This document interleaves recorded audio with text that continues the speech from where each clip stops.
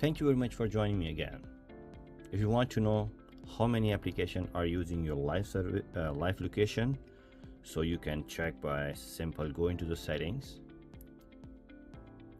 go a little down, you'll find there's a privacy and security. When you hit that tab, you'll find on the very top location services on. When you see this thing, these all, I just turned off all location services, so just only few applications are using my location, so just turn that off, so it will turn off your location. But it's still the few application on the back end they are using your location. So for that thing, if you want to remove that services also, just by simple go into the general, go all the way down, you will find there's a tab transfer and reset iPhone. Go here, there's a tab reset, and you'll find very bottom reset location and the private service. Hit that thing and reset settings. So after this reset settings, nobody can access your location until you give the access.